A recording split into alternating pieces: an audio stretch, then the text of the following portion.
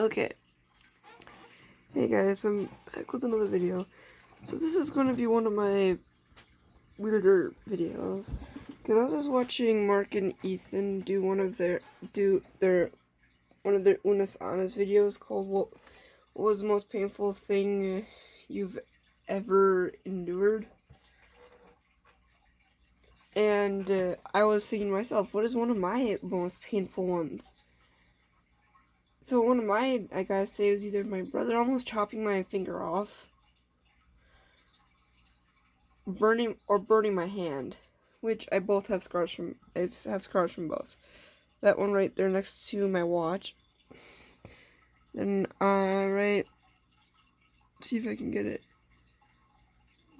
I don't think it'll focus. There we go, right there. But when, but that also brought up a different.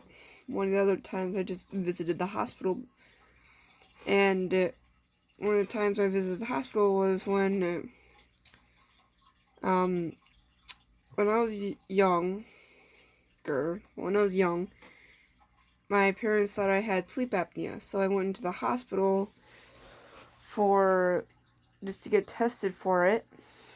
And when I got tested, I stayed overnight. It was the second day of second grade.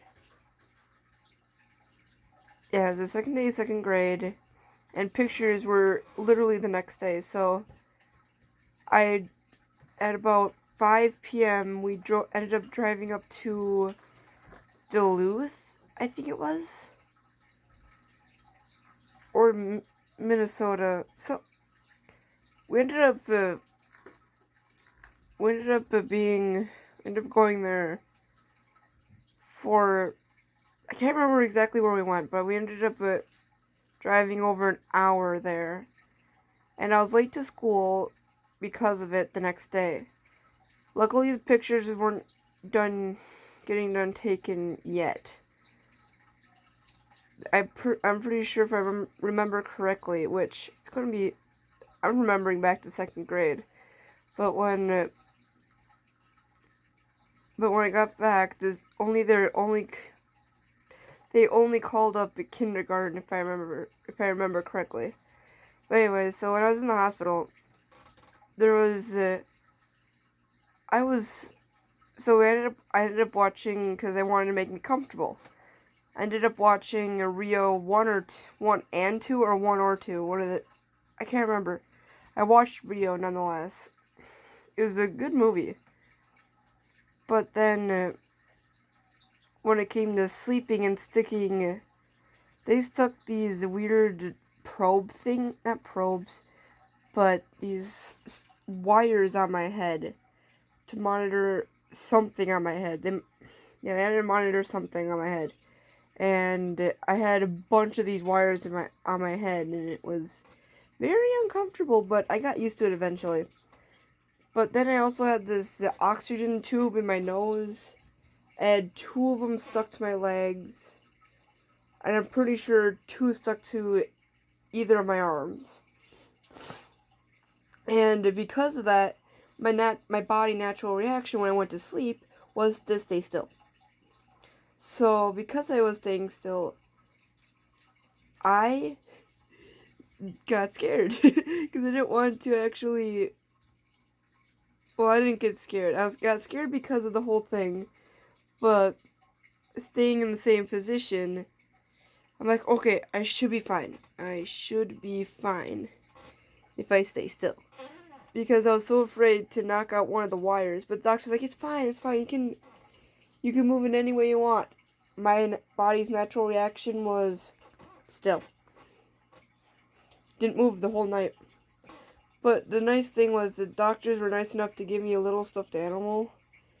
I don't know where it is. I kind of wish I did, but they gave me a nice stuffed animal to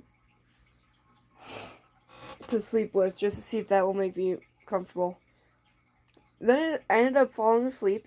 The scariest dream ever. I remember it because I started snoring, in the dream. In the dream I had at the hospital. Ended up snoring, and it was like this whole weird procedure happened. It was like red lights went flashing. I mean, it wasn't just like the little lights. No. Holy crap, it was like a fire alarm went off. Red lights started flashing. They're like, oh no, she's gonna die, she's gonna die. I started freaking out. I'm like, what's going on? And then, like, you started snoring. I'm like, oh boy.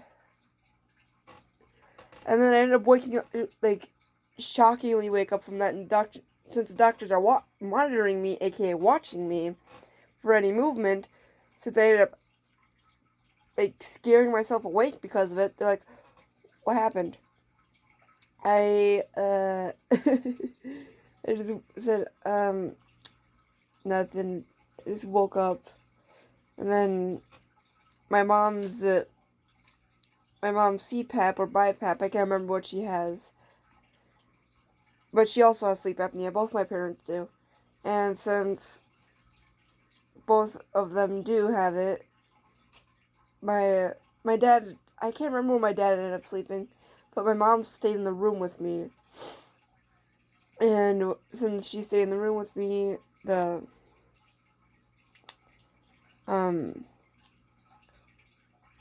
CPAP or her mask on her machine was leaking. And so it was making this high-pitched, weird noise. And it woke me up. And the doctor's like, ma'am, can you please, ma'am, can you please fix your mask? It's kind of, yeah. They told her to fix her mask and see if she can go back to sleep. And then I ended up going back to sleep. And an hour trip home was pursued. But if you guys want to hear more of my really crazy stories of my childhood, this is pretty much my first childhood, basically my first childhood story that you guys will hear. So if you guys want to hear how I burped my, you know what, this video isn't long enough. Let's go down to the video, but you know what, I'm going to explain how I burnt my hand and my finger almost got chopped off. So, how I burnt my hand was I was making pizza. Classic.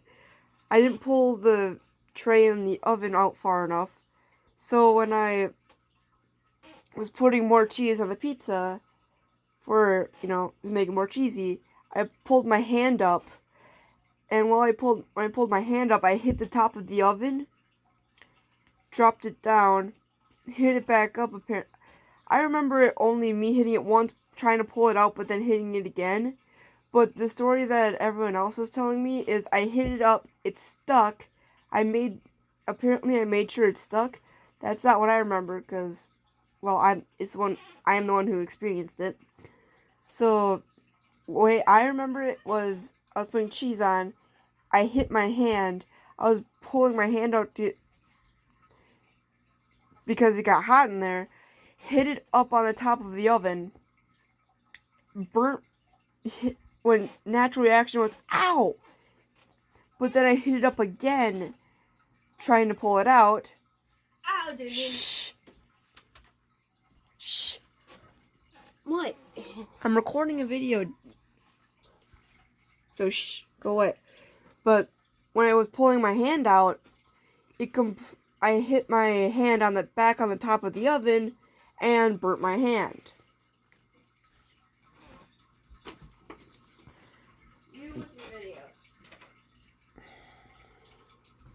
When I burnt my hand,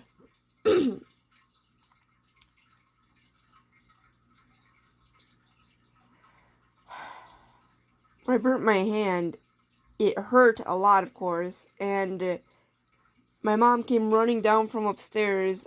I put my hand under cold water. I remember this. I'm pretty sure I got either second-degree burns or I'm pretty sure I got second-degree burn. I can't remember. But we didn't go in the hospital for it. But it blistered up very badly. And luckily we had an aloe vera plant around, so we just ripped off a piece of it and use it.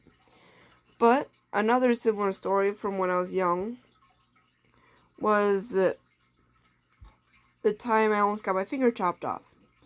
That was from my brother. He told my mom had these brand new sewing scissors, which are really sharp. And he's like, "Oh, put your fingers in them. Put your fingers in them." And so I did, and he chopped it down.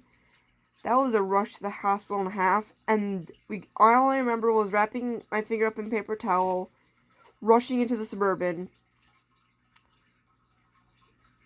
going to the closest hospital, which at the time was Osseo.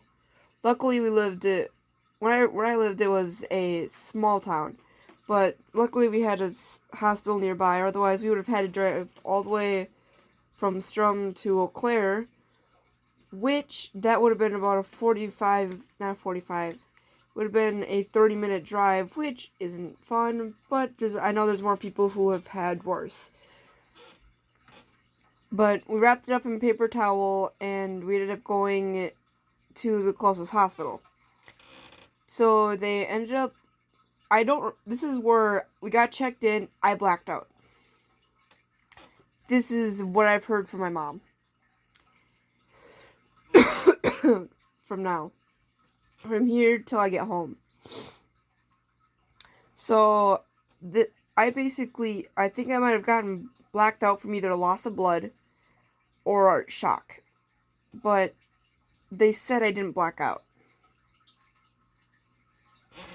This is just the way I remember it. But I pretty much blacked out. So I asked them what they did to my finger exactly. I asked my mom that. So I had 2 stitches inside my finger because apparently it hit a vein. Hit a vessel or vein or something. And then they glued it shut. And then this is what I remember. I was in 4K and I had a splint on my finger for the longest time. Writing sucked. Because it was the end of summer, beginning of school. I remember that. And that's all I remember. I remember no more. Oh yeah, cracking my head open was another one. I cracked my head open, let's see, when I was 1. I kept on falling off the toilet, hitting my head on the sink. This is all stories I've heard. And that's all I remember. I don't remember any other injuries. There's probably more that I'm just blanking on. But those are my major injuries that I've ended. And also a fun story about how one of the times I was in the hospital. Oh! I remember another injury. When I was in the hospital. And so one of them it's not major, but I could have died from it. So I almost got Lyme's disease once. We were out at my grandparents' house. We came back the next day. We all took showers to make sure we didn't have any ticks on us. And I'm surprised. I didn't see it. So I went to bed and woke up. There's just this major pain in my leg. It felt like somebody was putting needles in my leg. But since my pain tolerance is really good, I really didn't cry from it. It didn't do much. It just hurt. It felt like I was getting a shot constantly. And it was just a very sharp pain. So I ended up having my dad look at it. He's like, "Oh, you have a tick in you. We need to get it out immediately." And so we ended up having to wait for my brother to get out of the bathroom to get either some alcohol or hydrogen peroxide. I can't remember. But we ended up getting it out, all of it out. And turns out I didn't get Lyme's disease, but I did get Target, which is the one neck below.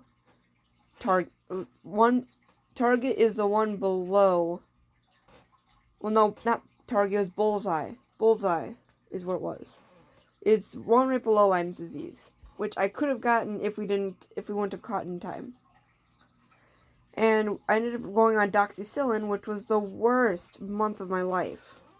I had to bring it back and forth to school because my parents are still divorced, but at the time my parents were divorced and still are. So since they're divorced, I ended up bringing it back and forth through school. That was fun. And then since you had to eat something with it, the first day it was fine. I ate ramen noodles with it, but since I had to take it quick before school, that was not fun because I had to find something quick to eat it with. But I ended up throwing up more than once because of it. I ended up throwing it up 3 times. And 2 times. It was either 2 or 3 times. I remember getting majorly sick off of it. So that sucked. Well, so then my sister can talk to me. Sorry about the interruption of her, though. I tried telling her, I told her that I was recording, and then she just was like, "Oh, you and your videos. I haven't recorded a video in about, well, it was Saturday, but, that was fun. If you guys want to hear more random childhood stories, let me know. If you don't, well, let me know.